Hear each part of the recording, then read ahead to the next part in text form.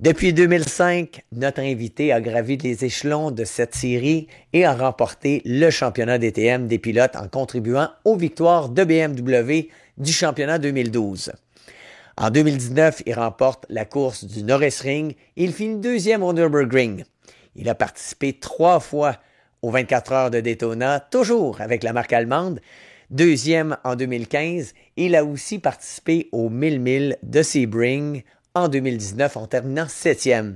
C'est vraiment tout un parcours et j'ai la chance de vous faire connaître un gars que j'admire beaucoup comme pilote et comme homme. Bruno Spengler est avec nous. Salut Bruno, c'est toujours un plaisir de te parler. Ben moi aussi, salut Bertrand, j'espère que tu vas bien. Ben oui, ça va bien, toi aussi, j'imagine. On est toujours fort occupé depuis, je dirais, pas loin de 25 ans. Ouais, exact. Ouais. J'ai commencé, la carrière professionnelle a commencé en 2005 en fait, hein. Et depuis, c'est chaque année beaucoup occupé, à plein gaz tous les ans. C'est quand même incroyable parce que moi, je me souviens du Bruno qui était haut comme 3 pommes, qui embarquait sur le kart et que de chemin parcouru. Le rêve qui s'est réalisé en quelque sorte parce que, faut pas se le cacher, ils sont rares, les pilotes de course qui peuvent bien gagner leur vie et toi, t'en es un. C'est vrai. Bon, alors tu dis j'étais haut comme 3 pommes, mais j'ai grandi, mais je suis quand même pas si grand que ça encore. Mais non, mais c'est vrai, t'as raison. Moi, je rêvais. J'ai toujours, quand je faisais du karting à l'époque, quand tu m'as connu, quand j'étais petit. Déjà, j'étais un grand fan de toi, pour commencer. Un énorme fan de Bertrand Godin. Je suivais tout ce que tu faisais. Oh, wow. Non, c'est vrai. Je suivais tout ce que tu faisais. Et quand tu venais voir les courses de karting, pour nous, c'était un honneur. Pour les jeunes pilotes comme ça, je sais que tu venais souvent, tu faisais même des courses toi-même, comme ça, à côté de ta carrière. Et donc, je trouvais ça cool. Et nous, on était, les jeunes pilotes, on était tous impressionnés quand tu venais, quoi. Donc, ça nous faisait un grand plaisir. Et puis, en plus de ça, moi, je rêvais, depuis tout petit, j'ai toujours rêvé de voitures. Pas juste de courses, mais j'ai toujours été passionné d'auto en général. Je connaissais toutes les marques de voitures, je connaissais toutes les évolutions d'année en année sur les marques d'auto, donc j'étais vraiment passionné par ça. Et en plus, la compétition, je suis quelqu'un de qui est très compétitif depuis tout petit, dans n'importe quoi, que ce soit un petit jeu en famille ou n'importe quoi, j'ai toujours voulu gagner, j'ai toujours voulu, ça a toujours été la compétition pour moi, ça faisait une grande partie de ma vie et c'est vrai que comme tu le dis, j'ai la chance, une chance énorme que je réalise tous les jours de pouvoir faire mon métier de ce que je rêve depuis tout petit, quoi. Mais on fait sa chance et c'est certain lorsque moi je suis impressionné de voir tout ce chemin parcouru et puis quand même il y a eu beaucoup d'embûches. Tu me parlais que bon tu étais très compétitif. Est-ce qu'il y avait d'autres sports que tu faisais quand tu étais jeune? Alors j'ai essayé, surtout ma mère a essayé de me faire faire le plus de sport possible autre que la course automobile quand j'étais petit. Donc j'ai fait du soccer, j'ai fait du golf, j'ai fait du tennis. Quand j'étais petit, quand j'allais à l'école, je faisais beaucoup de ski de fond. En hiver, je faisais partie de l'équipe de ski de fond de mon école à Montebello. Donc on allait faire des compétitions à l'extérieur. Ça, j'aimais beaucoup aussi les compétitions de ski de fond, ça me plaisait. C'était difficile physiquement, mais c'était un très bon entraînement pour la course aussi. Donc j'ai touché un peu à tout en fait, hein, finalement. Même le rugby, j'ai essayé. J'ai fait beaucoup de choses, mais il n'y en avait qu'une seule qui me passionnait vraiment, c'était la course. Et bon, la course, ça coûte cher, c'est tout un défi parce que c'est ça, souvent, et je suis sûr que tu en rencontres des jeunes, qu'est-ce que tu leur dis pour justement les encourager à pouvoir joindre les rangs professionnels de sport automobile? Ouais, comme tu dis, malheureusement la course est un milieu très coûteux. Moi, j'ai eu beaucoup de chance d'être supporté par mes parents du mieux qu'ils ont pu. Même mon père qui a pris un risque énorme à un moment donné de ma carrière, avant que je sois professionnel, qui a dû carrément hypothéquer sa maison pour que je puisse continuer de réaliser mon rêve. D'ailleurs, on a eu cette conversation il y a pas très longtemps avec lui. J'ai dit, mais comment t'as pu faire? Parce qu'aujourd'hui, quand on a pris de l'expérience, un peu d'expérience de vie, on sait un peu, il y a beaucoup de choses qu'on savait pas quand on avait 17 ans ou 18 ans. Et je lui ai dit, mais comment t'as pu prendre ce risque? Je veux dire, c'est incroyable. Il me dit, je l'ai pris parce que je savais que t'allais réussir. Je dis, ma punaise, c'est un sacré risque. Donc, voilà, ça aurait pu très bien se finir très mal. Heureusement, aujourd'hui, ça c'est plutôt bien fini. C'est pas fini encore d'ailleurs. Mais donc, c'est ça. Moi, j'ai eu la chance d'avoir un support incroyable derrière. C'est aussi beaucoup grâce à mes parents que j'ai réussi à être là, et la famille est très très importante dans ces moments-là. Mais après, ce qu'il faut pas oublier aussi, c'est que les jours sont de plus en plus compliqués. Aussi, depuis le Covid, avec la course automobile, c'est de moins en moins facile. C'est de plus en plus difficile de trouver des volants, c'est de plus en plus difficile. Bon, les sponsors, ça a toujours été difficile, ça n'a jamais été facile, ça c'est clair. Mais tout est de plus en plus compliqué en fait, de nos jours, malheureusement.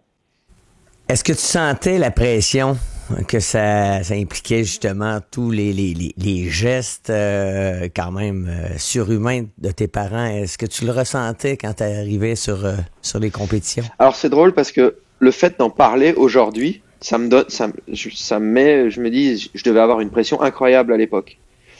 Mais à l'époque, je le réalisais pas vraiment. Parce que j'avais 18 ans, 19 ans, et on n'avait qu'une seule idée en tête, c'était de réussir et de gagner. J'étais tellement passionné par ce que je faisais et j'aimais tellement ça.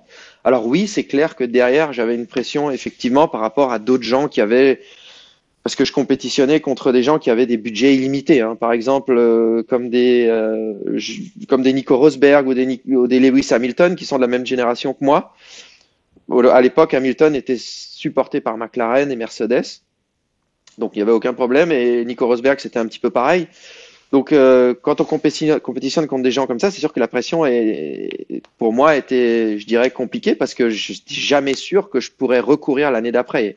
C'était une année et il fallait faire des résultats. J'étais jamais sûr que l'année d'après je pourrais éventuellement rerouler. Ça dépendait énormément de mes résultats. Si je faisais des bons résultats, on trouverait du support, comme par exemple pour l'année 2003 où je suis devenu Mercedes Junior, et à partir de ce moment-là, c'était de par les performances que j'avais fait les années d'avant, je suis devenu Mercedes Junior. Donc à partir de ce moment-là, c'était un petit peu plus simple parce que j'avais une bonne partie du budget qui était finalement trouvé par Mercedes.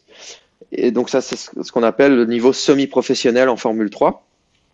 Et fin 2004, j'ai eu un essai en DTM par Mercedes. Cet essai s'est très très bien passé. Et justement, quand je suis devenu pilote professionnel, j'avais une pression qui s'est enlevée finalement.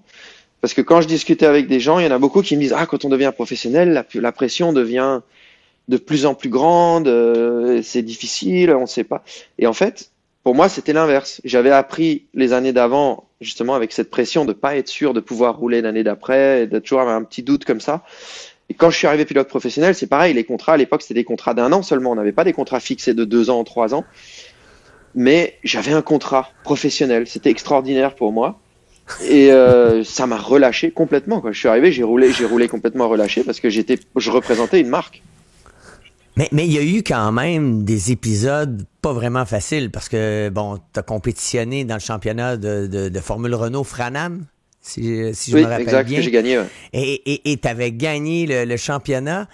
Et la bourse, le prix que tu étais supposé d'avoir, qui t'aurait servi à pouvoir continuer, eh bien, ça s'était pas passé comme tu pensais. Très vrai, parce qu'en fait, ce qui s'est passé à cette époque-là, c'est que, comme tu as dit, il y avait une bourse qui était fournie, d'un montant, un très bon montant. Seulement, à cette époque-là, moi, on devait prendre une décision à la fin 2002. C'était ou faire de la Formule Renault 3.5 V6 en Europe, ou alors j'avais cette opportunité avec Mercedes, qui était un constructeur, qui me ramenait une bonne partie du budget. Seulement, une chose à l'époque que nous, on ne trouverait pas tout à fait juste, c'est que cette bourse-là, j'avais pas le droit de la prendre si je voulais m'en servir pour faire de la Formule 3. Et donc, j'ai pas eu le droit de prendre cette bourse pour faire la Formule 3, mais le choix était difficile parce que c'était où je disais à un constructeur comme Mercedes que je m'engageais pas avec eux en tant que pilote junior, mais du coup, ça voulait dire beaucoup de choses pour le futur, parce que je savais que Mercedes avait une filière en Formule 3 pour aller éventuellement vers le DTM, et pourquoi pas, si on a un petit peu de chance, la F1. Donc pour moi, il y avait ce DTM, il y avait tout ça qui rentrait en ligne de compte. Donc pour moi, c'était important de rester affilié à une marque, ou alors de faire la Formule Renault V6, mais ça m'a amené juste une saison, et j'avais derrière, je savais pas du tout ce qui allait se passer. Donc finalement, Le but, ça aurait été d'avoir cette bourse, effectivement, pour combler le manque de budget, parce que Mercedes ne donnait pas tout le budget pour la Formule 3. Pour combler le manque de budget, ça aurait été parfait, mais on nous a refusé la bourse pour ça. Et donc, on a quand même pris la solution Mercedes, et aujourd'hui, je suis très content de l'avoir pris. Oui, et justement, lorsqu'on rentre dans une filière comme Mercedes, il y a quand même de pilotes de grand talent autour de toi. Il y a quand même, faut livrer sur la piste, mais faut livrer aussi en dehors. Ça serait quoi les qualités là, que tu peux vraiment cibler qui ont fait la différence dans ton cas? C'est vrai qu'il faut livrer en dehors, il y a tout en fait. Il y a la performance sur la piste qui est très très importante, mais après, quand on représente une marque, que ce soit Mercedes ou BMW aujourd'hui, il y a la performance, mais en plus de ça, en dehors, il y a beaucoup d'événements à faire, beaucoup de présentations avec des sponsors, des salons, présenter des voitures, essayer des voitures de route aussi. On teste parfois des voitures de route avant qu'elles sortent. Donc il y a toute une panel de choses et en plus, c'est important de parler des langues. Moi, je parle français, anglais, allemand couramment. Donc ça, c'est plutôt bien. Et donc, voilà, ce que je peux conseiller aussi aux jeunes d'aujourd'hui, c'est d'essayer de se diversifier le plus possible, de parler le plus de langues possible, d'être le plus ouvert possible vers le monde extérieur, et en plus d'être rapide. Il suffit pas juste d'être rapide, il faut faire plein de choses à côté. Et la condition Oui. physique, l'entraînement physique, qui est une partie énorme de la course automobile. Combien de temps à peu près t'attribues à l'entraînement physique? Bah là, par exemple, tu vois, la semaine prochaine, je vais partir une semaine entière dans un centre d'entraînement spécialisé en Italie, à Viareggio, que BMW nous envoie faire 2 fois par an. Mais en plus de ça, bien sûr, à la maison tous les jours, quand je suis là. Mais là-bas, c'est du matin à 8 heures, au soir 6 heures non-stop. Donc tout ça, c'est des choses, voilà, entre la condition physique, le jogging, la musculation du cou, des muscles abdominaux, du dos, il y a toute cette phase de concentration qui est très importante. Et ce qui est intéressant aussi, c'est de le faire en équipe. J'imagine que ça amène une motivation à vouloir se dépasser, mais aussi à dépasser le petit copain à côté. Ouais, c'est sûr. Ouais. Souvent, on fait ça à plusieurs. Alors, ça dépend des programmes de chacun. Des fois, on se retrouve seul là-bas, mais il y a toujours d'autres pilotes qui sont sur place parce que Formula Métis, c'est un centre qui est connu de tout. Il travaille avec des pilotes de F1 aussi, qui est connu de tout le sport automobile. Donc, il y a énormément de pilotes de beaucoup de catégories qui viennent là. Donc, on se retrouve toujours avec des pilotes là, que ce soit des plus jeunes ou des plus vieux. Et moi, avec mon esprit compétitif, qu'il soit plus jeune ou n'importe, j'essaie toujours de me battre contre lui pour gagner. Donc, ça, en général, je reviens de la semaine, je suis bien fatigué, mais j'ai fait un bon entraînement et je suis prêt pour le reste de la saison. Écoute, c'est certain que le rêve d'un jeune, c'est de pouvoir aller en Formule 1. Bon, on t'a vu évoluer en monoplace et lorsque tu as eu cette opportunité de t'en aller dans les voitures de tourisme, est-ce que tu étais déchiré par rapport à tout ça? Écoute, pas, pas vraiment. C'est sûr qu'il y a une partie de moi à une époque qui rêvait vraiment d'accéder en F1. Mais quand je suis arrivé en DTM, j'étais très heureux d'être en DTM, de représenter une marque comme la marque que je représentais, de pouvoir surtout me battre pour gagner des championnats et des victoires. Parce que finalement, oui, être en F1, c'est bien, mais si on rentre en F1 avec énormément d'argent et on se retrouve dans les 4 dernières positions tous les fins de semaine, je vois pas tellement l'intérêt. Si à un moment donné, on a la possibilité d'être pilote professionnel quelque part, où on peut se battre pour des championnats, on peut gagner des courses, ou alors éventuellement rentrer en Formule 1 avec un gros budget, euh, c'est sûr que si on a la possibilité de le faire, c'est très bien, et il faut le faire si on a la possibilité de le faire.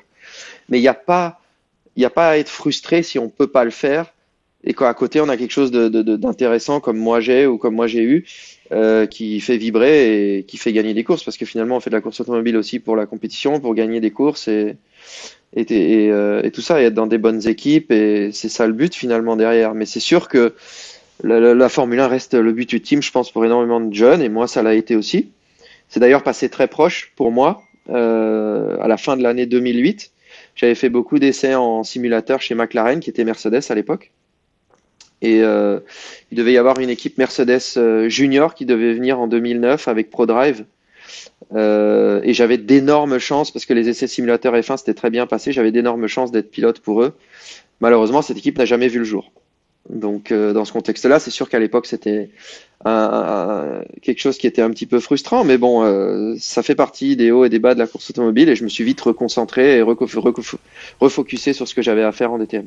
On dit souvent que la chance, c'est la préparation qui rencontre l'occasion, mais dans ton cas, tu étais préparé. Et tu étais préparé aussi parce que quand tu as commencé en DTM, t'avais pas le matériel top. On avait comme 2 catégories A et B, je pense. Et toi, tu étais dans la B avec quand même un matériel un peu inférieur. Et ça l'a aiguisé les dents de Bruno Spengler. Ouais, mais en fait, c'est surtout que c'est ça, comme tu dis, les voitures, c'était les voitures qui étaient de l'année d'avant. Donc moi, j'avais un modèle 2004 et il y avait les 2005 qui venaient d'être faites pour la saison 2005. Et donc, à cette époque-là, il y avait encore ce système où il y avait quelques pilotes qui roulaient dans les anciennes voitures et d'autres qui roulaient dans les nouvelles. Donc moi, c'était ma première année, je venais d'arriver, donc j'étais placé dans une ancienne. Sauf que j'ai réussi à faire des très très bonnes performances avec cette ancienne voiture-là, dont une pole position à Istanbul sur le circuit de F1. J'avais fait, à l'époque, il y avait le système, c'était qualification de 20 minutes. Et après, il y avait une super pole de 10 pilotes. Avec un tour seul chacun. Et donc moi je m'étais qualifié, j'avais fait la pole des 20 minutes devant toutes les voitures de l'année et j'avais fait deuxième de la qualification super pole sur un tour. Donc c'était une super performance. Et donc après l'année d'après j'ai été pris dans l'équipe officielle avec la voiture de l'année en 2006. Et là j'ai fait vice-champion. C'est là que Norbert Hag a dit vas-y Bruno, tu joins les rangs de l'équipe A. C'est ça, exactement, à la fin de l'année 2005. Ouais. Wow. Et ben là on le sentait, là tu faisais tes marques dans un championnat que très peu connaissent ici, le DTM qui est vraiment, même je dirais, plus populaire que la Formule 1 lorsqu'on regarde les fans de ce championnat.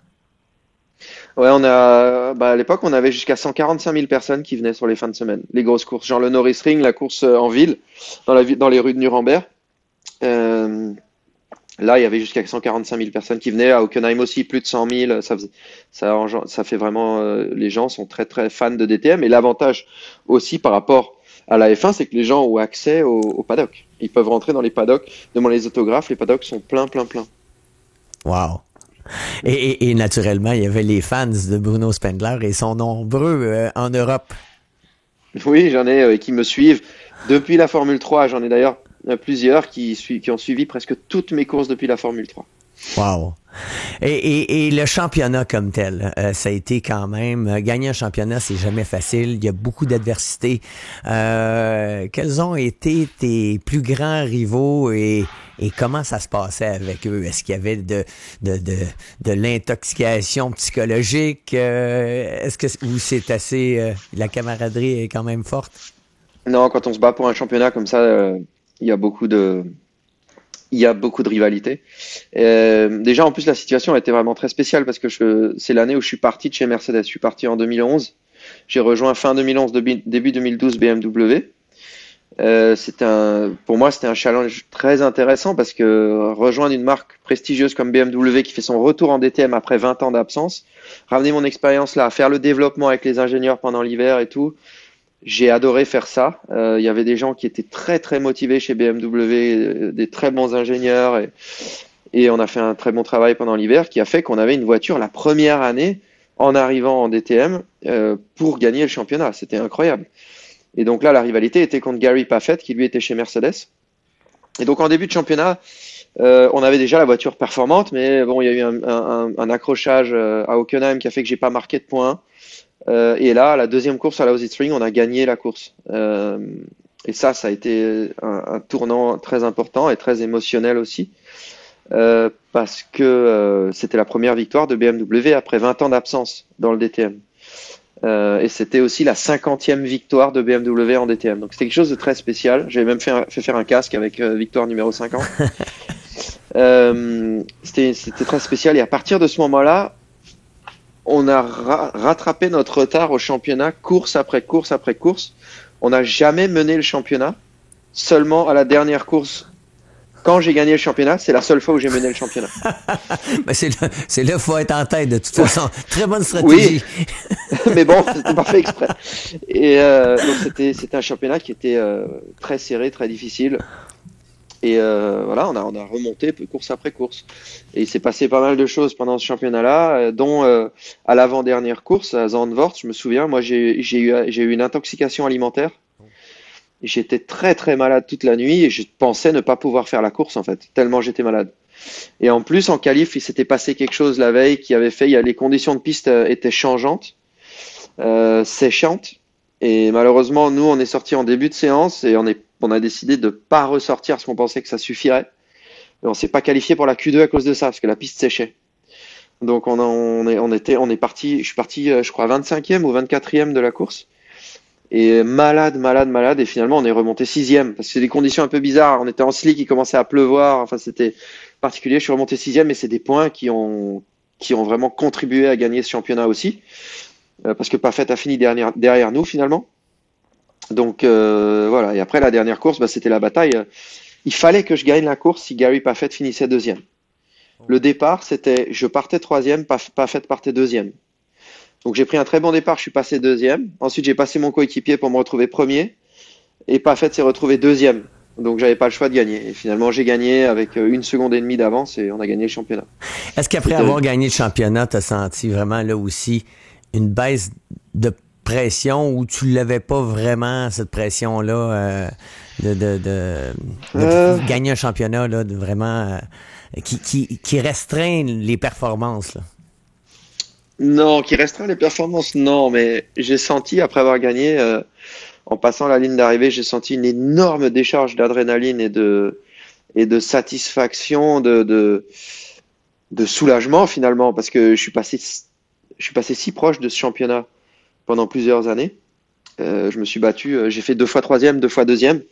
2 fois chez Mercedes, on aurait pu le gagner, mais j'ai eu des petits soucis techniques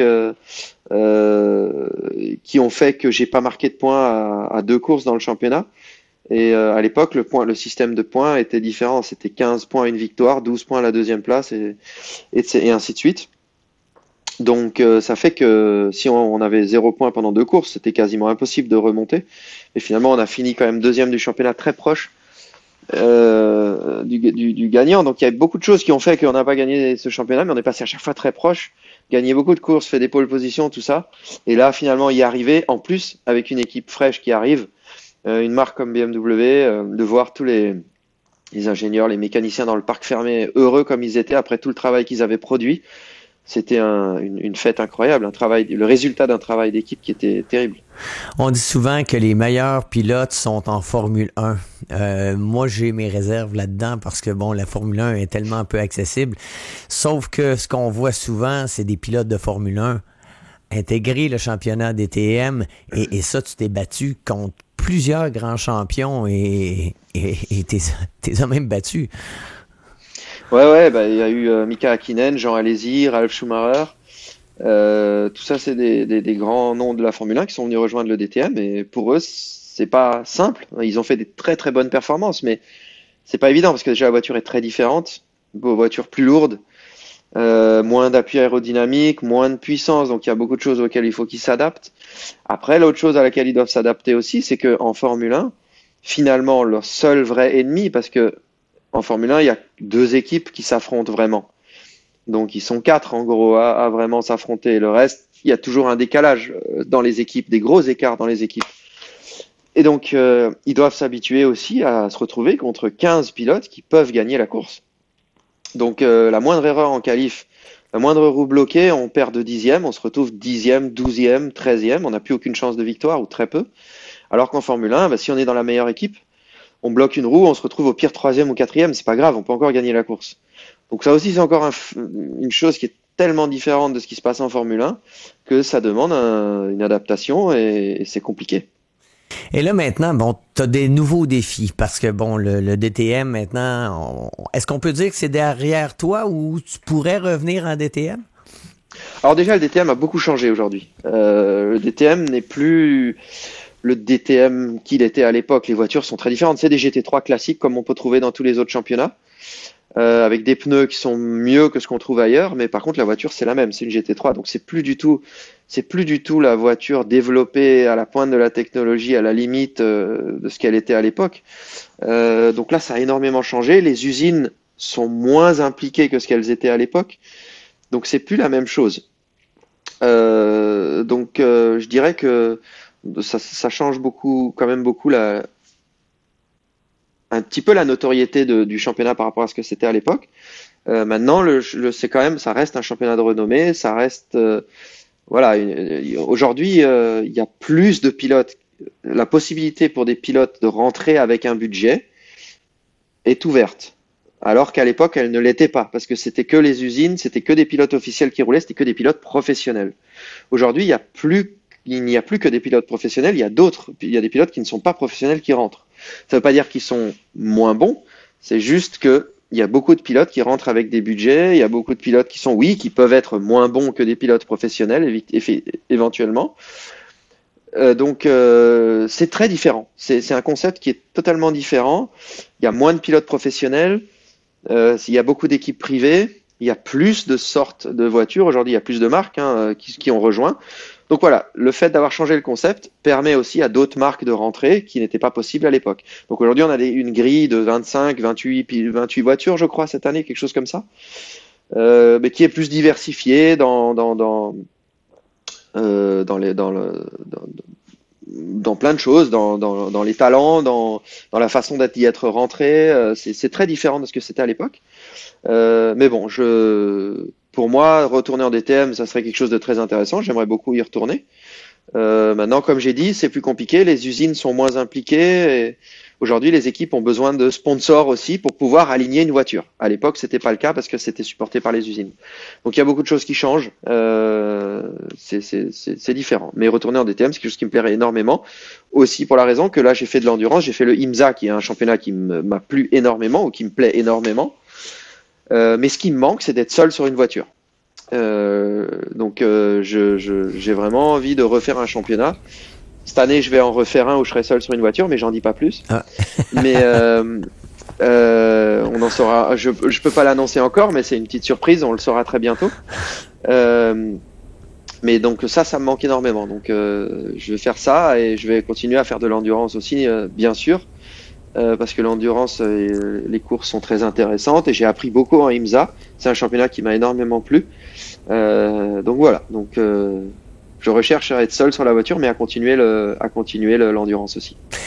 Est-ce que tu t'entendais à rejoindre l'IMSA lorsque BMW t'a pointé en disant « Ah, tu serais un excellent candidat pour l'IMSA ». Comment tu voyais ça lorsqu'on t'a approché à ce niveau-là? En fait, c'est la catégorie qui me plaisait le plus, hormis le DTM, c'est le IMSA qui me plaisait énormément.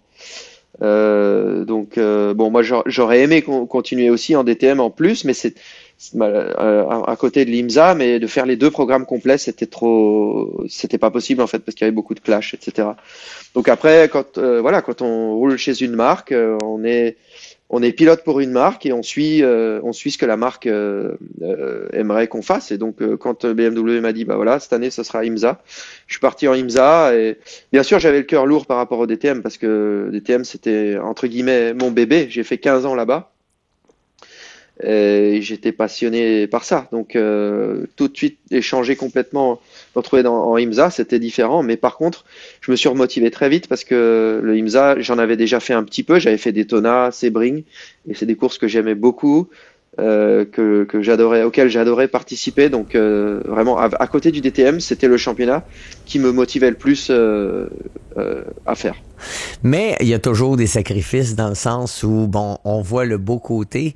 Mais il y a aussi le côté personnel. Ça implique quand même beaucoup de choses lorsqu'on change de championnat, parce que là, tu passes de l'Europe à l'Amérique. Oui, alors effectivement, ça a impliqué, c'est pas peu dire, parce qu'on venait de décider avec ma femme d'habiter en France. Elle est québécoise. Et donc, on venait de décider d'habiter en France, et la nouvelle de l'IMSA est sortie 6 mois plus tard. Donc, finalement, je suis resté ici. J'ai fait des allers-retours, en fait. Ok, bon. On n'a pas décidé de retourner de retourner habiter en Amérique du Nord parce que le problème c'est que en course automobile il faut s'adapter. On peut se retrouver en Amérique du Nord, on peut se retrouver en Europe, on peut se retrouver au Japon, ça peut aller très vite. Il faut être ouvert aux possibilités. Donc on s'est dit le problème c'est que si on retourne en Amérique du Nord, l'année d'après il y a des chances que je retourne en Europe. Donc si on retourne en Amérique du Nord pour avoir retourné en Europe après, on s'est dit on va rester ici Et voilà. Oui, on a eu la chance de parler à Simon Pagenaud qui nous disait que lui il avait tout loué au début parce que bon, il avait loué sa voiture, son lit, son micro-ondes, tout.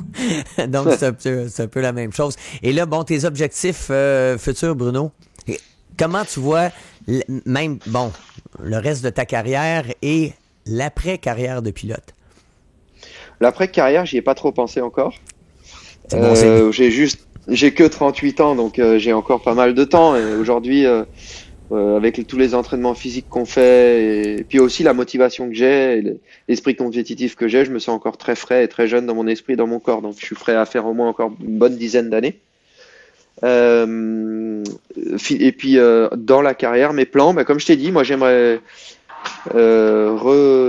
renouer les liens avec une catégorie où je suis seul sur la voiture, mais continuer de courir en endurance à côté parce que j'ai beaucoup de plaisir et on apprend beaucoup en course d'endurance.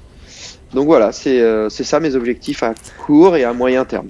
Bon, que ce soit dans ta vie professionnelle ou personnelle, c'est la course. Puis là, je peux voir derrière toi là, un beau simulateur. Donc, j'imagine que... Voir, oui. Est-ce que tu en fais pas mal régulièrement? Ouais, j'en fais beaucoup. En fait, pendant le premier confinement, en 2020, en mars 2020, il y a IMSA justement qui a lancé un championnat sur iRacing pour remplacer les courses qui n'avaient pas lieu parce que il y a beaucoup de courses qui ont été reportées ou annulées à cause du Covid. Et donc on a participé à ça en tant que pilote officiel BMW et j'ai gagné ce championnat. Et je me suis trouvé, il y avait tous les pilotes du championnat IMSA, que ce soit prototype, on était tous en catégorie GTE. Donc il y avait 50 pilotes qui participaient.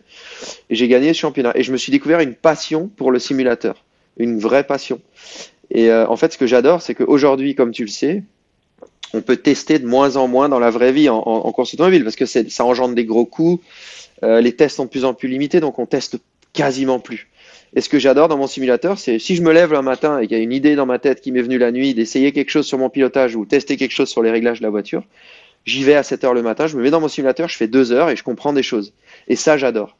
Et j'affronte des pilotes professionnels de simulateur. Je suis dans une équipe de sim racing qui s'appelle BS Compétition et je fais des courses officielles pour BMW parce que BMW est très engagé en sim racing, en e-sports. Ils sont très très engagés et donc je fais des courses officielles pour eux. J'ai fait les 12 heures de Sebring la semaine passée. La semaine prochaine, je vais faire les 24 heures du Nürburgring. Et donc ça demande énormément de préparation. Et Max Verstappen a sa propre équipe aussi qui s'appelle Redline et c'est nos rivaux premiers en fait Redline. Redline, on va dire, c'est la meilleure équipe en e-sports et nous on essaye, on va dire dans notre équipe, on est la deuxième force ou la troisième force en e-sports et on essaye de se rapprocher le plus possible. De temps en temps, on arrive même à battre Redline, ce qui est très bien. Et donc, de temps en temps, je fais des courses d'endurance. Il y a Max Verstappen qui roule aussi. Et lui aussi, c'est un passionné de ça. Et moi, franchement, je passe des heures et une préparation, juste pour te donner une idée, une préparation pour les 12 heures de Sebring, on passe 40 heures, entre 30 et 40 heures de préparation pour être prêt pour la course de Sebring. Wow! Et si on parle de compétitivité, si tu compares entre la réalité et virtuelle? La compétitivité, elle est très très haute en virtuel, très très haute, parce que en fait, on se retrouve contre des sim racers qui font ça tous les jours. Tous les jours, tous les jours. Moi, par exemple, je vais faire des présentations ou des essais pour BMW ou des choses comme ça. Je suis parti 1 semaine, 2 semaines, 3 semaines. Je touche pas à mon simulateur, je reviens. Je vais me retrouver contre des sim racers qui ont roulé tous les jours pendant 12 heures d'affilée dans leur journée. Donc là, pour arriver à leur niveau, ça va me prendre 1 semaine, 2 semaines, 3 semaines pour arriver à leur niveau. Et encore, c'est difficile d'arriver à leur niveau. C'est des gens qui sont extrêmement forts, extrêmement bons, très compétitifs, donc la compétitivité est très haute. Quel bel outil, hein? Moi, je me souviens, à l'époque, on se faisait des petits dessins de circuits. La seule chose qu'on faisait, on marchait le circuit. On faisait de la visualisation.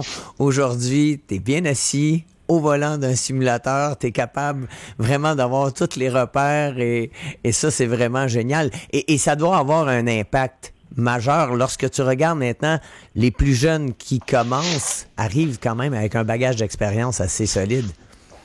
Alors, ça a un impact majeur, oui, parce que sur tout ce qui est de la concentration, en fait. C'est beaucoup plus difficile de garder une concentration. Par exemple, quand on fait une course de 12 heures là, dans le simulateur ou une course de 24 heures, on fait des relais de 2 heures d'affilée, des fois 2, 3 heures, des fois 4 heures d'affilée.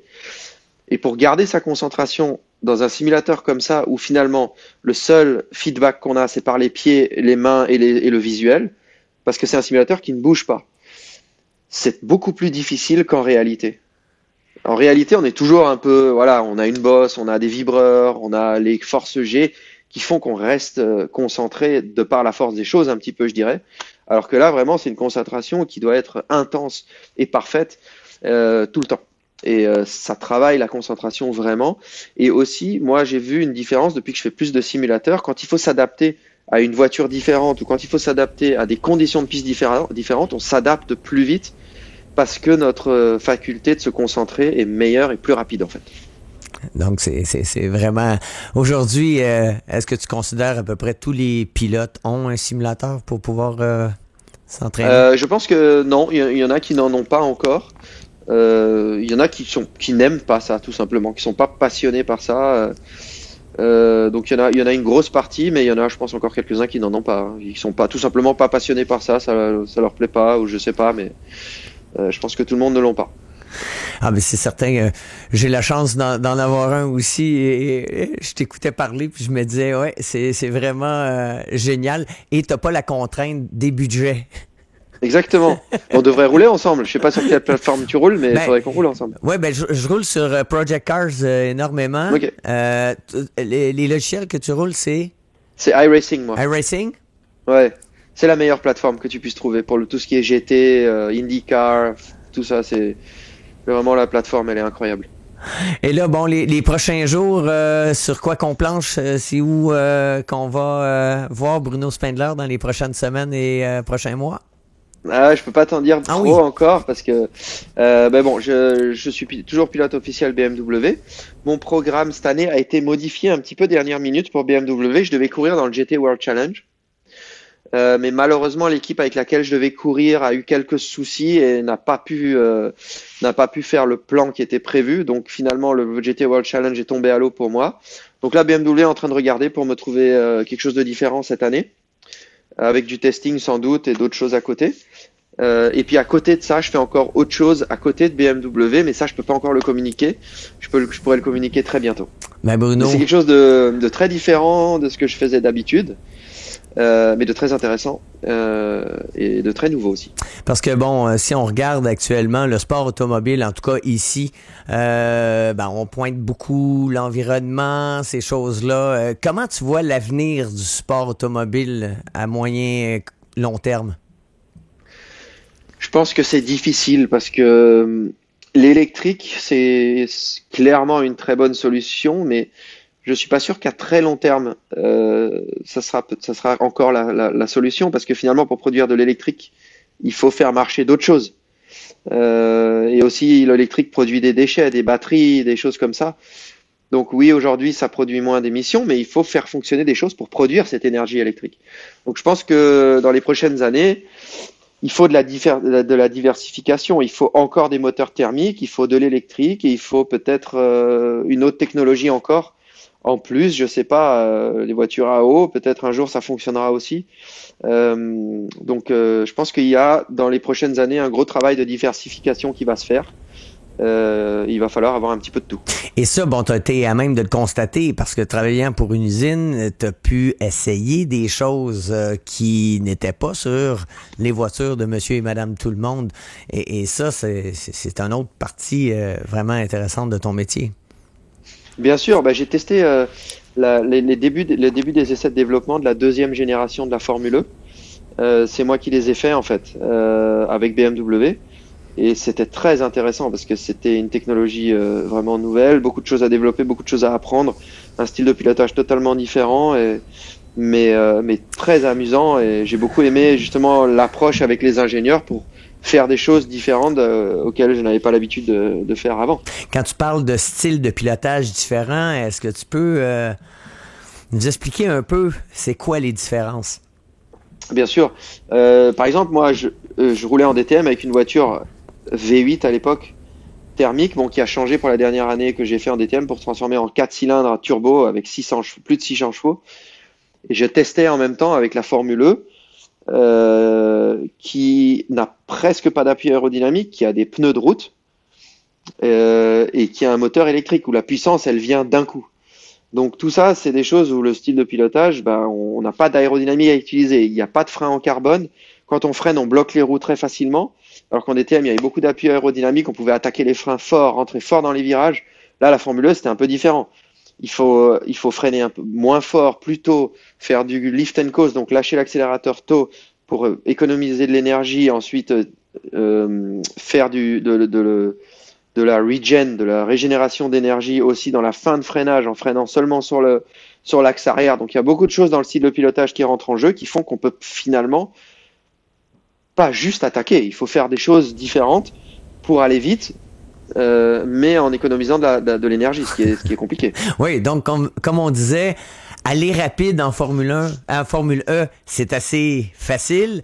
De régénérer, c'est facile, mais de faire les deux, ça, c'est compliqué. Exactement. C'est ce qu'il faut faire en fait en course, c'est ce qu'il doit faire, c'est économiser l'énergie, mais se battre quand même avec les autres. Donc ouais, il y a beaucoup de choses à faire, mais c'est ça qui rend la Formule 1 finalement assez intéressante. Et elle semble bien évoluer lorsqu'on regarde, par exemple, le plan d'évolution de la Formule E avec la première génération où bon, on avait 2 voitures, la deuxième où là, on est capable de faire 45 minutes plus un tour. Et là, actuellement, la 3e génération là, qui est bon l'année prochaine. Ouais, alors le règlement de la 3e génération, je le connais pas encore exactement, mais je sais qu'elles vont être pas mal plus puissantes. Ils vont gagner beaucoup en puissance, donc ça va être intéressant, très intéressant. En termes de puissance actuellement, j'expliquais aux gens que ça représentait un peu la puissance d'une Formule Atlantique. On peut dire ça, je pense. Moi, j'ai jamais roulé en Atlantique, mais c'est du 300, je crois que c'est du 300 kilowatts, Ouais, 300 kilowatts à peu près. Oui, ça représente à peu près 240 chevaux là, de puissance. Ok. Mais on va monter, je pense, pas loin de 600 là, dans la Ah ouais, ça va être terrible. Ça va être... Et puis 600 chevaux électriques, c'est très agressif. Entre les murs, comme on voit, c'est toujours là aussi. C'est un championnat extrêmement disputé. En tout cas, Bruno, un grand merci de nous avoir parlé de ta carrière, de tes plans. Tu es un pilote extraordinaire. Merci, comme Bertrand. pilote, comme humain, à tous les points de vue. Donc, bien hâte. Puis, je vais m'organiser pour probablement faire quelques courses avec vous autres. Ben ouais, ça serait cool. Vraiment, ça serait cool. Écris-moi, on s'organise ça serait super cool. Ben, Bruno, merci. C'était un grand plaisir avec toi, c'est toujours cool. Merci beaucoup, Bertrand. Salut. À bientôt, salut.